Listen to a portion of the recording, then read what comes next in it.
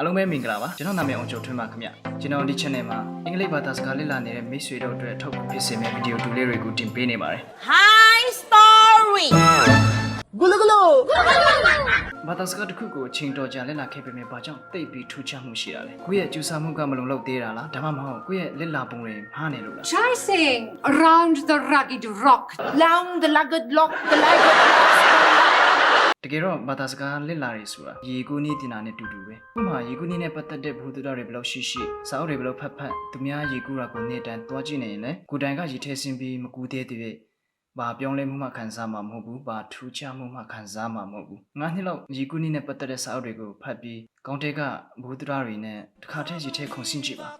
ဘာတွေပြောင်းလဲတော့မလဲသိပါလိမ့်မယ်စတာပါမလုပ်ပါနဲ့ဒါနဲ့ကျွန်တော် channel ကို subscribe လုပ်ခဲ့တဲ့သူတွေအားလုံးကိုဒီနေရာကနေထူးတဲ့ကျေးဇူးတင်ရှိပါတယ်ခင်ဗျားတို့တာမပါရင်ကျွန်တော် channel လည်း80နာပါဖို့အားလုံးကိုကျေးဇူးတင်တယ်လူရင်းကိုပြန်တော့ရအောင်ရေကူးတက်ဖို့ကိုတိုင်ရေထဲဆင်းပြီးရေကူးဖို့လိုတယ်ကျွမ်းကျင်ဆင်းရုပ်ဖို့ဆိုရင်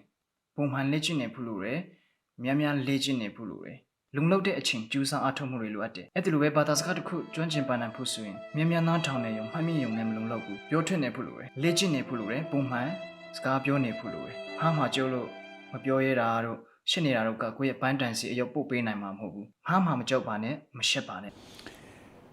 English Premier League ပြောတာပြောပါလေ့ကျင့်နေပါထူးခြားလာနိုင်မယ် to somebody no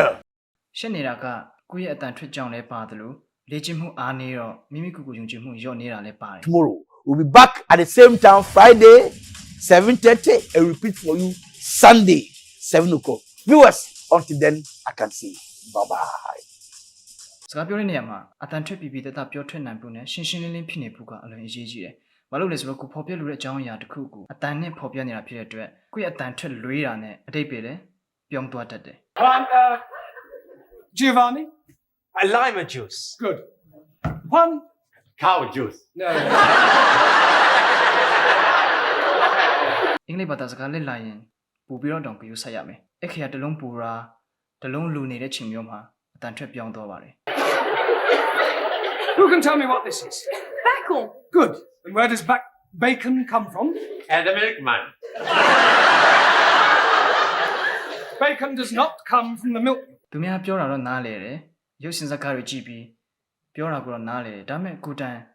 ပြောဖို့ဆိုရင်တော့လည်းခစ်တွေ့နေတတ်တယ်။ပြီးတော့ကောင်းထဲမှာလည်းပြောစရာစကားလုံးတွေအများကြီးရှိနေနိုင်တယ်။တကယ်တမ်းပြောထွက်ရမှာကိုတော့မလွယ်လှဘူး Every week I buy the bacon from the milkman. No. Pig. Pig. Pig? You are calling me a pig? ပြောမထွက်နိုင်ရတဲ့အဓိကအကြောင်းရင်းတစ်ခုကအခြေခံဝကြတိဆောက်နည်းလေးတွေကိုမပိုင်တာတကယ်လို့ကိုယ့်ရဲ့အတန်ထွက်မပြီးရင်တောင်ဝကြတိဆောက်ပုံဟိုင်းမယ်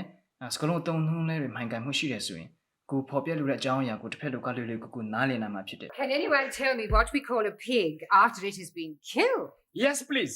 It is a dead pig. speaking မှာကကိုယ့်ရဲ့စဉ်းစားဉာဏ်ကိုပို့ပြီးအသုံးပြုဖို့လိုတယ်လေ့ကျင့်တိုင်းလည်းအဆင်မပြေဘူးနော်မှန်ကန်မှုရှိဖို့လည်းလိုသေးတယ်ဒါကြောင့်ဒီ channel ကမိတ်ဆွေရဲ့ဘာသာစကားစွမ်းရည်ကိုမြင့်တင်ပေးဖို့